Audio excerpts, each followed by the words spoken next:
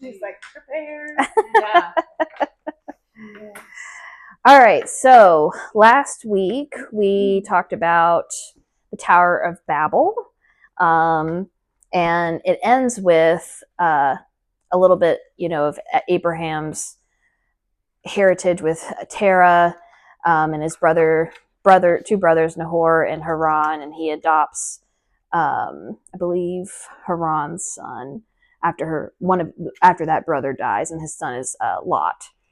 So that's kind of where we pick up. Also, Abraham and his family had to leave their town of Ur, and they resettled in Haran.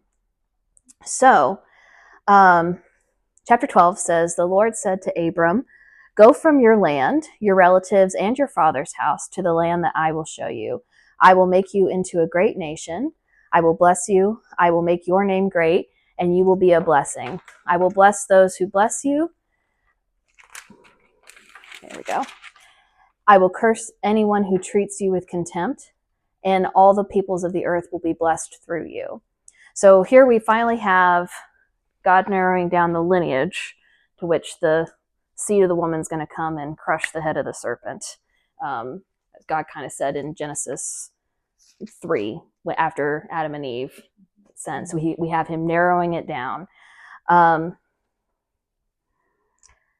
Also, before Abram, well, it's Abram now, it'll be Abraham later. Before Abram was talking to God in this way, he and his family worshipped other gods, and that comes from Joshua 24:2. It says they worshipped the gods of Ur, which were fertility and moon gods. The main one was called Sin and or Nanar. I probably spelt it wrong about 30 times, Nanar, throughout here, but I don't know. I don't care about Nanar. It's not important. Right. So Ur, where they came from, was a massive city, and it also had a ziggurat similar to Babel. So it kind of tells you a little bit about the culture that was there. It's also kind of pagan. So that's what that first picture is there.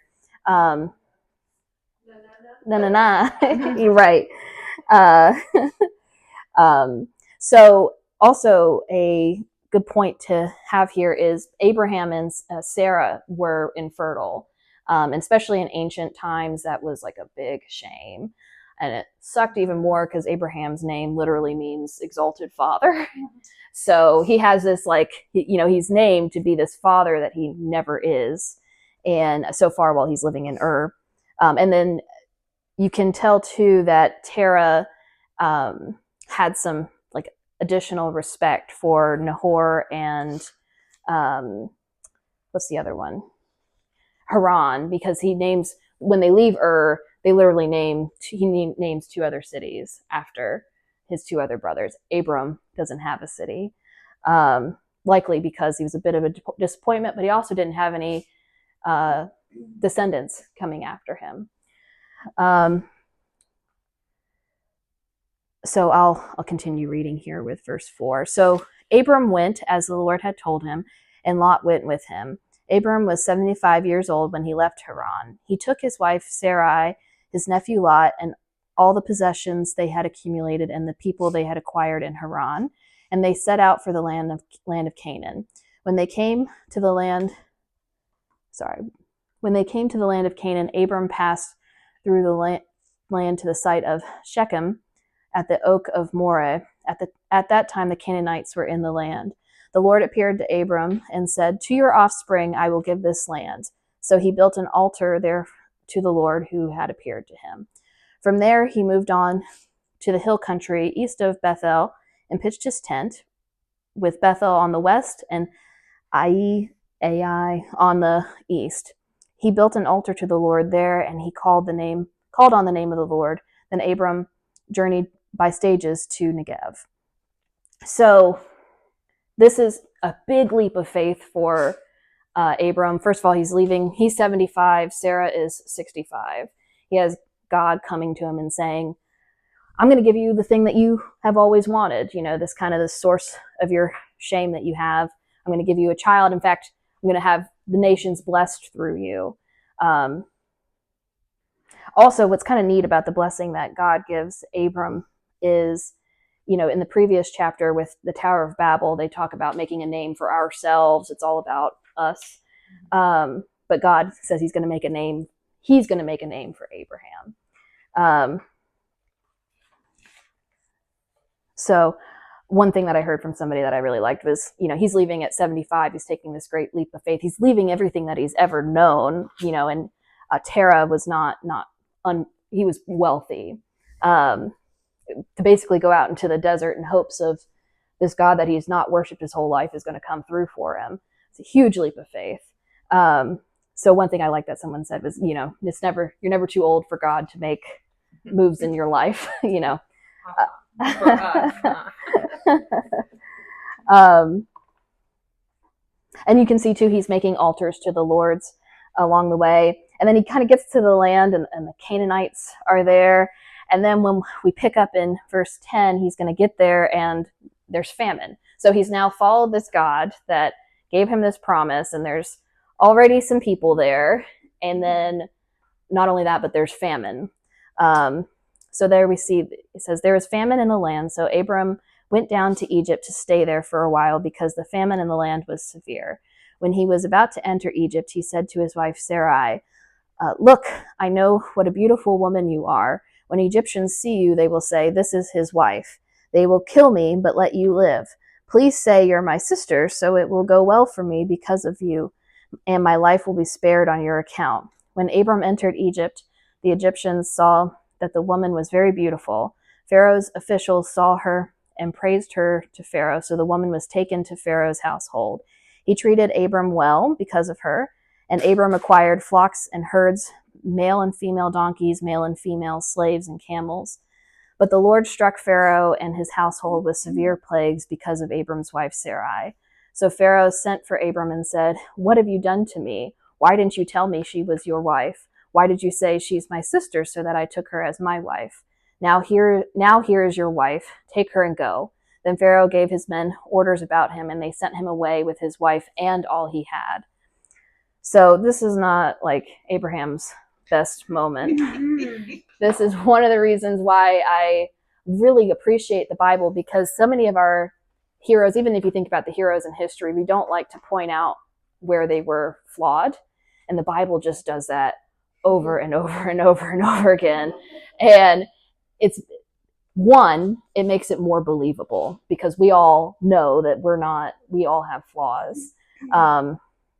Whereas, in the Quran, they say the Torah is corrupt because the heroes have these flaws in there. And to me, it just shows God's mercy that he's sticking with this guy, even though, our natural inclination might be, he just ditched his wife to Pharaoh. He's not trusting in you after you talk to him. Maybe just let this guy go, find a new one. But thankfully, God doesn't.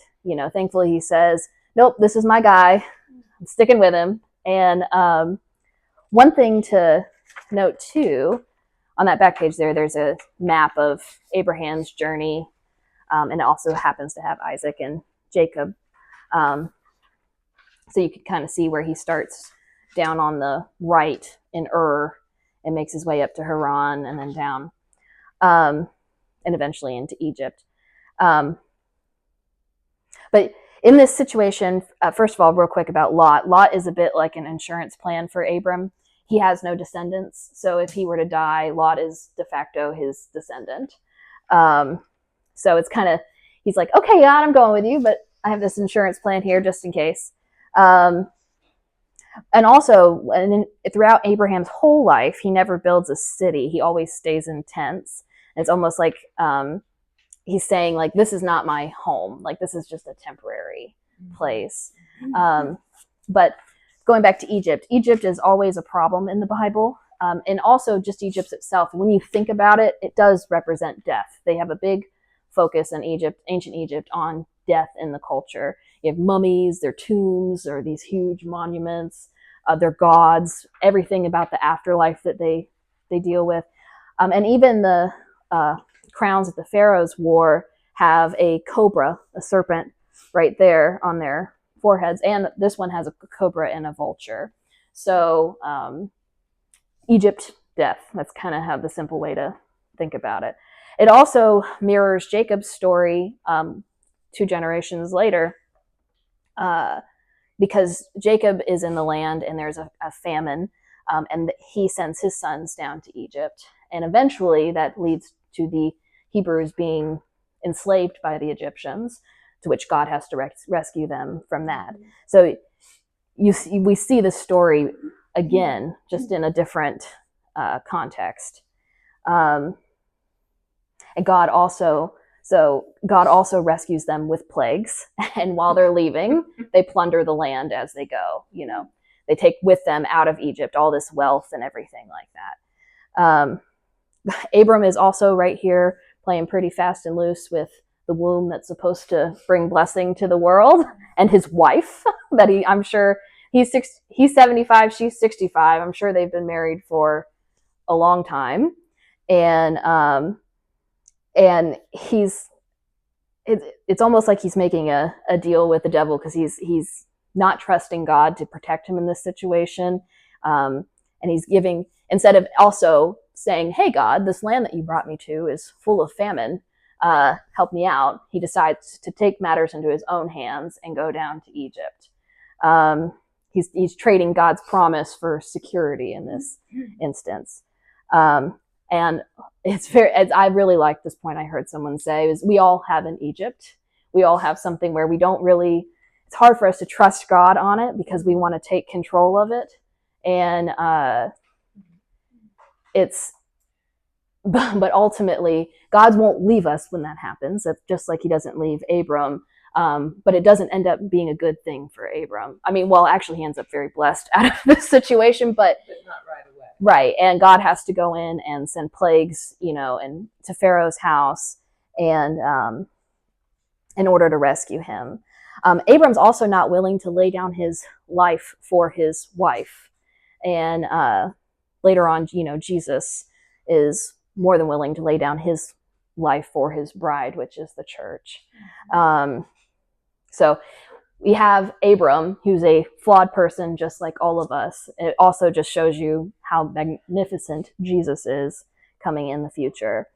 So despite this unfaithfulness, God remains faithful to Sarah and rescues her, and they bring the wealth along with them.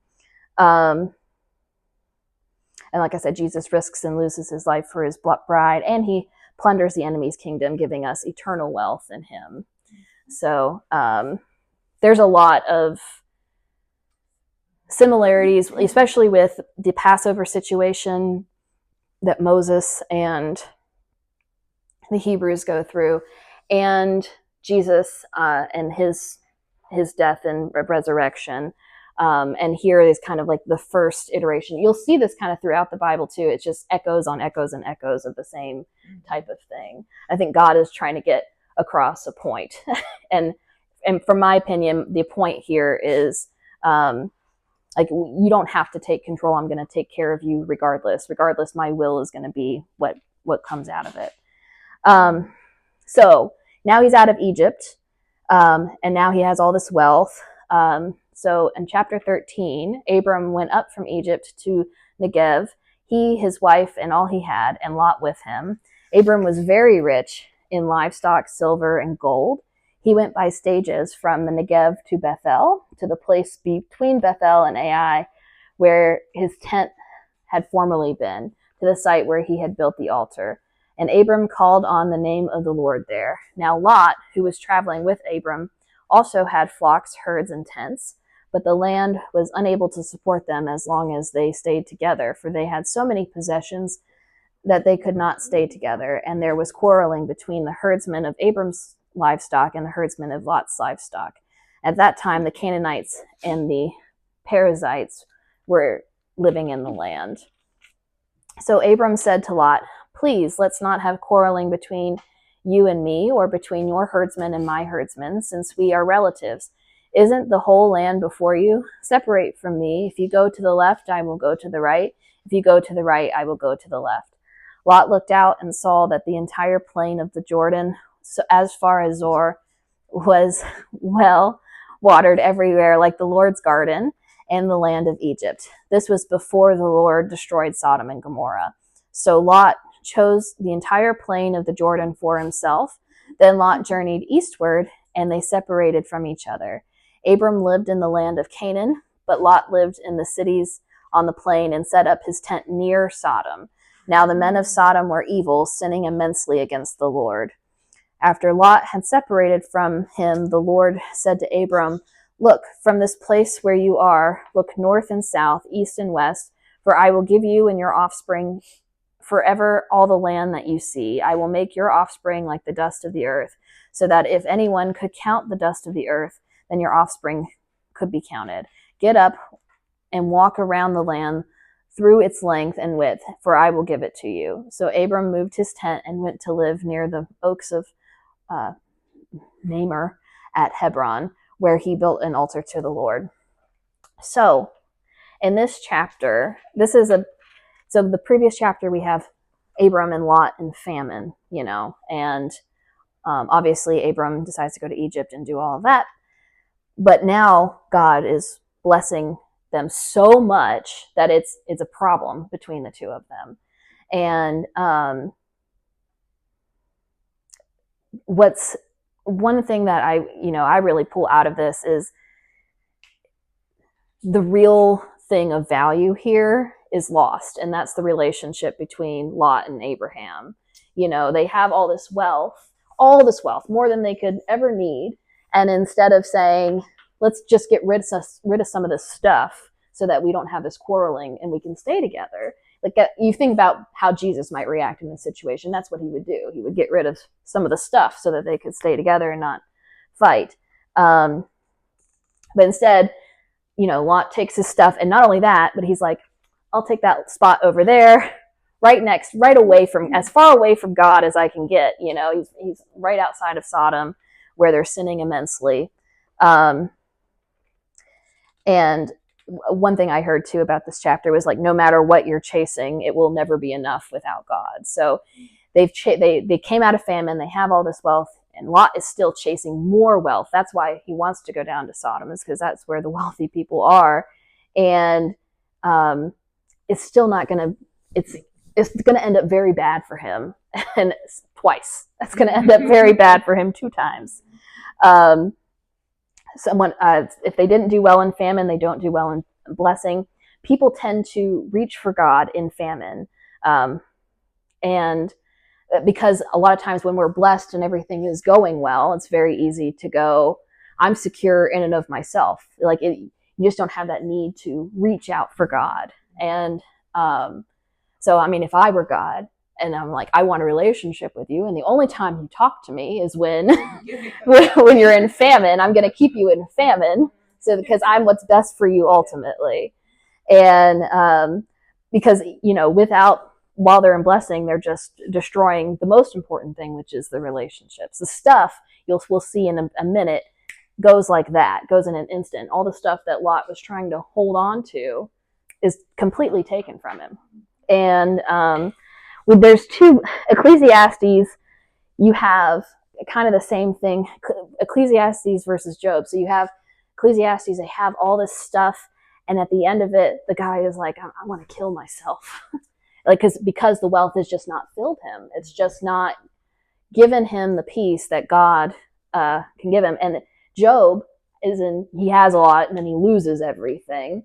And the same thing, he at one point is like, all right, just take me too. And so that's the message that this is trying to convey. One thing I heard is, in the Lord's Prayer, it says, give us this day our daily bread. We need just enough. God was going to make sure we're provided for with what we can handle.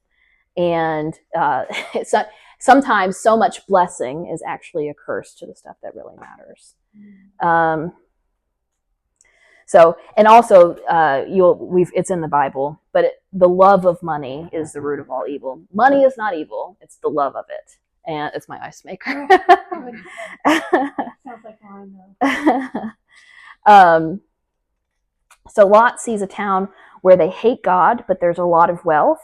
Abraham stays in the land that does not look good to the eye, but God's there. and in the end, it ends up being a curse to Lot.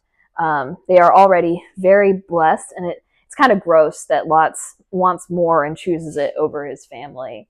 But what's nice to hear at the end of this chapter, God reiterates his promise to Abram. Like, Lot's just left him. This is who he's been looking over for years since his brother died. This is his de facto son. And he's like, you know what? I'm out. And in fact, I'm way out.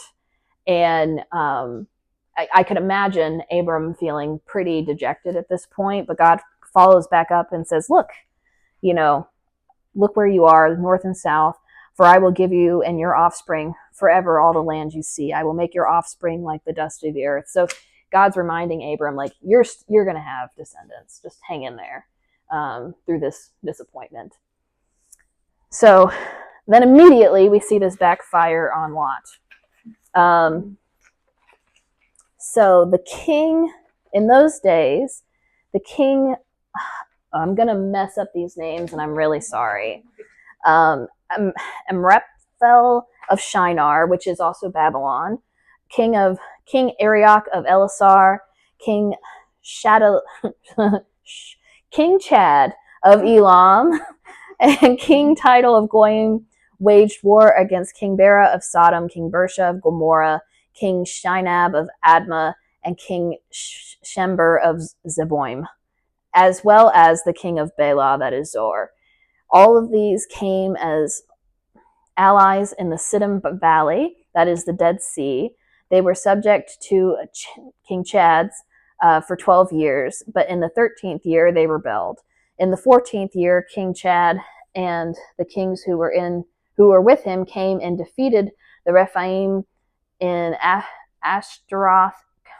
We're stopped there. The Zuzim in Ham, the Emim in Shava Kirithaim, and the Horatites in the mountains of Seir, as far as El Paran by the wilderness. Then they came back to invade En Mishpat, that is Kadesh, and they defeated the whole territory of the Amalekites, as well as the Amorites who lived in the Hazazon Tamar.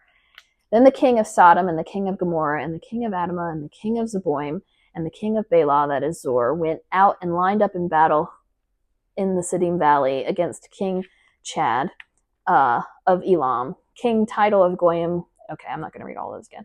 4 kings against 5.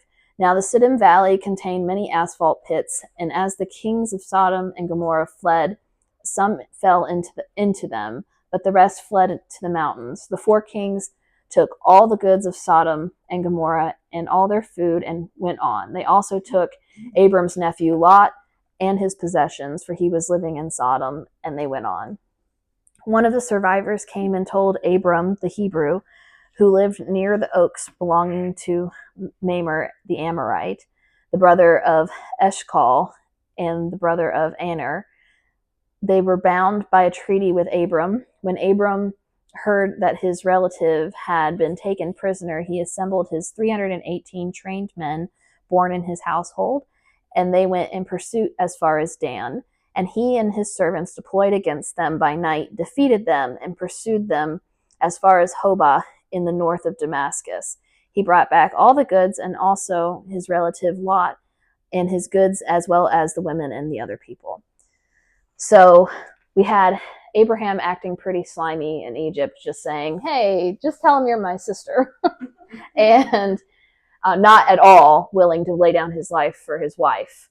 But here we have Lot, who has essentially betrayed him and rejected him for money. And he risks everything to go save Lot.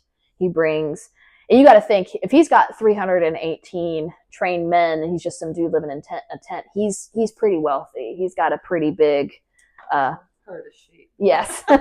None of them his children, but yeah, he's got a big group. And this is, this battle. So the picture of the dude's face there, that's actually King Chad, or a bust of him that they dug out in Mesopotamia.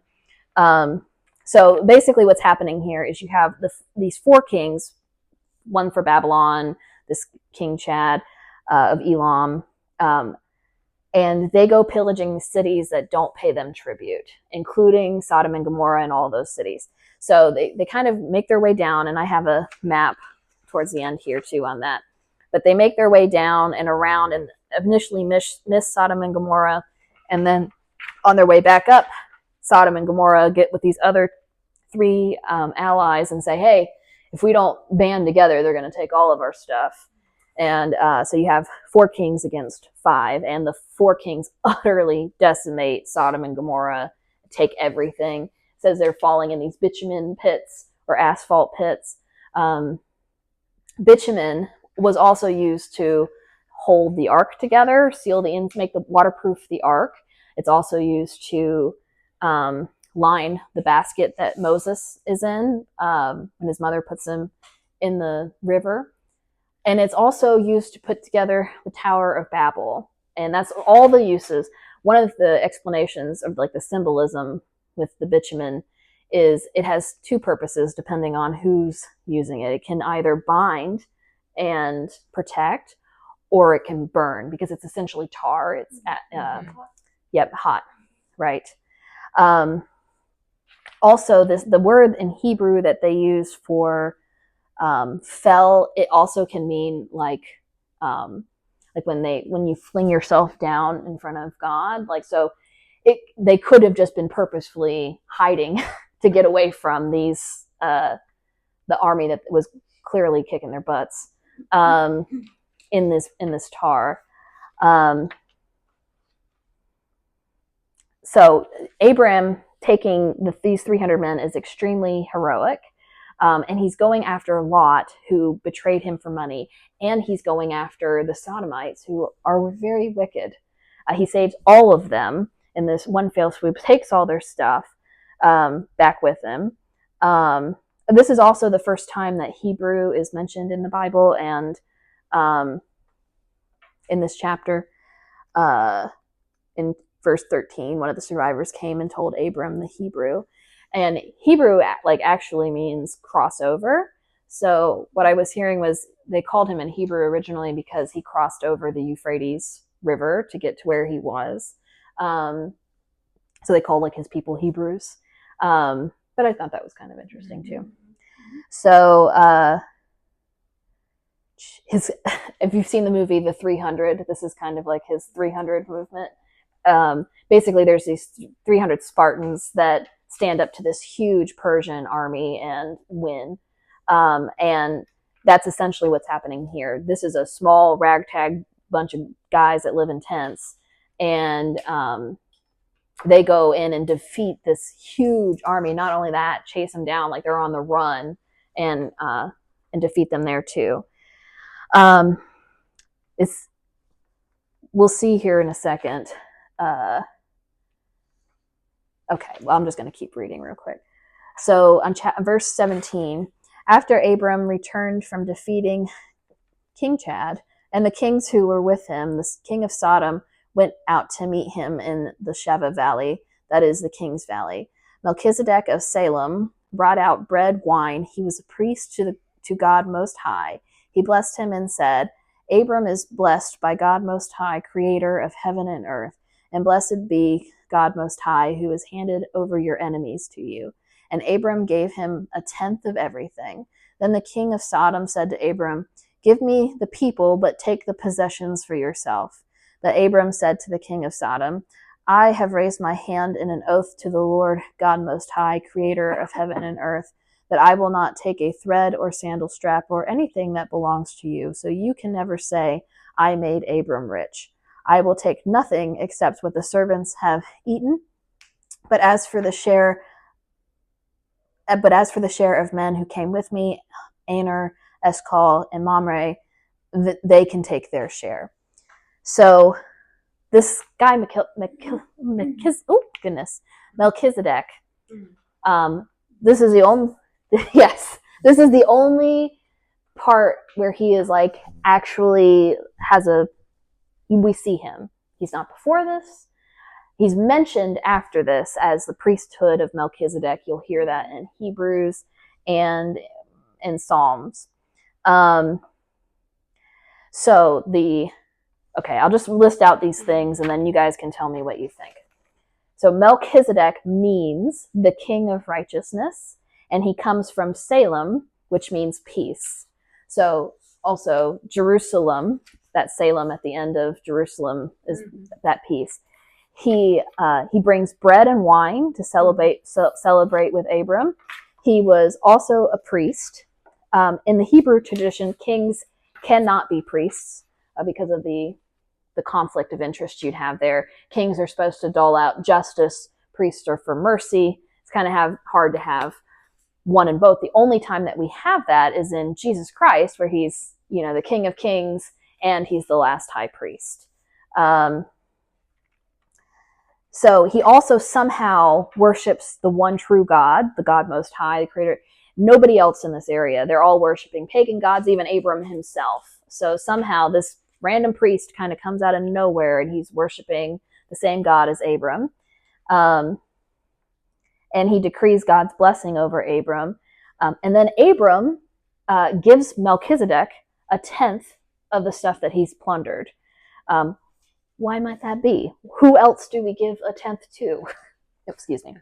The church. Yes, to God. Mm-hmm. Psalm 110. So I wanted to read this real quick.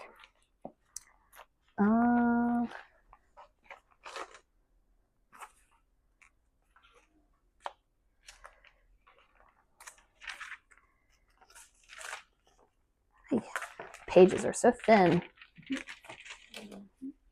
There we go.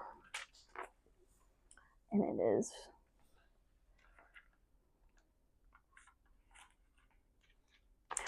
This is a declaration of the Lord to my Lord. Sit at my right hand until I make your enemies your footstool. The Lord will extend your mighty scepter from Zion. Rule over your surrounding enemies. Your people will volunteer on your day of battle in holy splendor from the womb of the dawn. The dew of your youth belongs to you. The Lord has sworn an oath and will not take it back. You are a priest forever, according to the pattern of Melchizedek. The Lord is at your right hand. He will crush kings on the day of his anger. He will judge the nations. Heaping up corpses, he will crush leaders over the entire world. He will drink from the brook by the road. Therefore, he will lift up his head. So the beginning of that says, this is the declaration of the Lord to my Lord, like saying the Father talking to the Son. And, okay. Yeah, you're good. At least I caught most of it this time. Yeah. But anybody notice any similarities to who this might be? Kind of. Yeah. Jesus. Yeah. So the prevailing theory is that he's a pre-incarnate Jesus. Yeah. Mm-hmm. Because I like where it says the bread and the wine. Yes. So yes. Yeah, and then Abram. Someone said, I won't accept even a strap of a sandal. Mm-hmm. Yeah. Yes, like John the Baptist. Yeah. Yep. John the Baptist says the same thing. Mm-hmm. Bye. Bye. And like I said, his name is the King of Righteousness. Yeah. And he comes from peace. There's also a section in Hebrews where it says Melchizedek had no mother or father. Yeah, that's in Hebrews 7 if you're ever interested in. I know he's mentioned somewhere else, but I wasn't sure. I didn't know he was in this chapter. Yeah, this is where he first arrives. And Jesus has said, the Messiah the entire way through is supposed to come from the order of Melchizedek, not from the priest line of Aaron, who is the priesthood that God sets up with Moses after they flee Egypt. So, anyways, I think pretty cool. That other people will say he's just some Canaanite guy who kind of comes in. So it's up to interpretation. I'm just kind of letting you know, like the arguments. I tend to lead towards this as a pre-incarnate Jesus of some sort. And okay, so we talked about Melchizedek. So the reason why Melchizedek comes at this point in time is because of the thing that Abraham just did. He's really showing the heart of God. He's going to rescue Lot, who betrayed him for money. Not only that, he saves people he knows are wicked along with them. He puts his life on the line to save these people. And that is just like what Jesus does for us. Mm-hmm. And you might say, well, the Sodomites deserve what they were getting. And that's true, but we also deserve what we're getting. And thank goodness we have grace and we aren't getting what we deserve. More to come. More Sodom. Yes, more to come for Sodom and Gomorrah. But Abram lets God deal with Sodom and Gomorrah. He doesn't pass the judgment on them. He could have just left them to their demise. Also, it says that the king of Sodom comes up and meets them in the valley. He didn't even go with his people that got captured. You have right. Sends them out to fight. Right. He's like, hey guys, you're back. Look at that. So I think that's the reason that Melchizedek comes in this moment to bless Abraham, because he is really showing the heart of God with this heroic thing. Also, Abram already had bad blood with King Chad. They had to leave for Haran. They had to leave because Elam, the Elamites, came and attacked And I thought this was interesting. This is not just biblical. There's actual physical evidence. This block thing is called Lament of Nanan's wife, where she's pleading. She's a god, and she's pleading for the safety of from this attack from the Elamites. Obviously, not anything we could read, even if you could really see it. But obviously, she fails. And then I thought I had some. Oh, this picture up here is an artist's portrayal of Melchizedek blessing Abram after after he goes and rescues Lot. So, trying to think if there's anything else with that. Abraham also refuses the wealth of Sodom.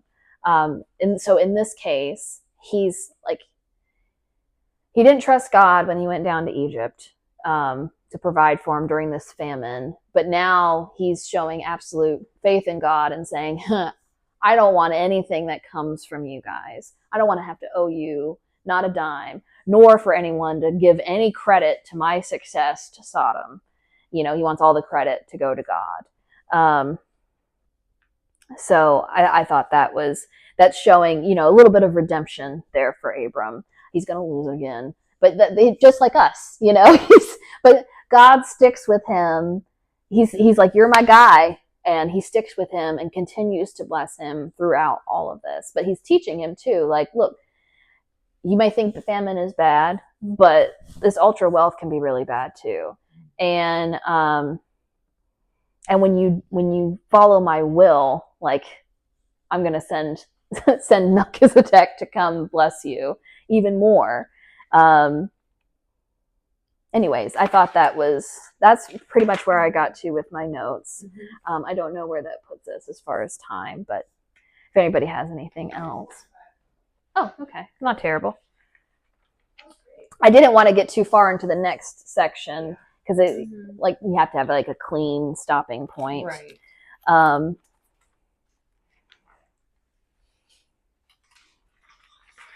Yeah. A lot of names. There's a lot of names. And it gets even worse, huh? Yeah. I don't know which one, but it's coming. Leviticus is very with the numbers. And everything. Yeah. Mm-hmm. Numbers is kind of Leviticus. I'm in right now in personal reading, and it's everything gets repeated 3 or 4 or 5 times, and it's hard to kind of get through a little bit and understand as to why. It just doesn't make sense really with the God that we understand, but it's the same God. And, kind of what I'm learning through that is, oh, okay, now this makes more sense. Yeah. So, anyways, any questions or comments or? I like going through all this because I'm always veering to the New Testament. Mm-hmm. I just want to hear about Jesus, But in the Old Testament, there's so many things that show up as Jesus. Yes. That you can connect. Yep. And I mean, it is a lot to learn, but I like that you did this. I enjoyed it. Oh, thank you. Yeah, I got that's what better than reading it by yourself. Right. That's what's so miraculous about it, almost to me, because forever I held the belief that, well, you can't really trust what's in here because it's been written by man, and and it's been translated and all this, reassembled and all of this. But what I learned about the Bible is, first of all, you have in this Bible, the 66 books, in the Catholic Bible, you've got 73. There's a good reason for the difference. But let's just take the 66 books. You've got, I think, 40 different authors over the span of 1,500 years. And no contradictions throughout. And all of these, connections. I saw this, map of all the different cross references in the Bible. And if you had one author doing that, you'd be like, man, that guy's a master. But 40 different authors over 1,500 years, that's pretty miraculous, especially because it's not like they were walking around with copies of the Torah that they could reference. They were, limited. A lot of times it was oral history. That's why a lot of this stuff is repeated. It was oral history for 1,000 years before they had a written language. So I thought that's pretty miraculous. But then you also hear the gospel all the way through it if you're looking for it. I mean, even in Genesis 1, the first 2-3 verses, you get God the Father, you get the Word, which is Jesus, and you get the Spirit of God. In the beginning, God created the heavens and the earth, Father. Now the earth was formless and empty. The darkness covered the surface of the watery depths, and the Spirit of God was hovering over the surface of the waters. Then God said, let there be light. And the Word, and John says it very beautifully, which I think everybody knows. In the beginning was the Word. There's a song. But John says it really beautifully. He says, in the beginning was the Word, and the Word was with God, and the Word was God, and he was with God in the beginning. All things were created through him, and apart from him, not one thing was created that has been created. In him was life, and that life was the light of men. That light shines in the darkness, and yet the darkness did not overcome it. So he's setting the stage.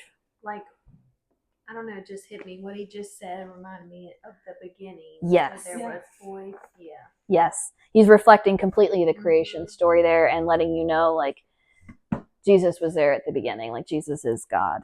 And anyways. And it also says, let us make man in our image. Us. Not me. Yeah, right. But that kind of thing happens a lot when God is talking, he refers to himself as a plural multiple times. So, anyways, yay! Congratulations on another week.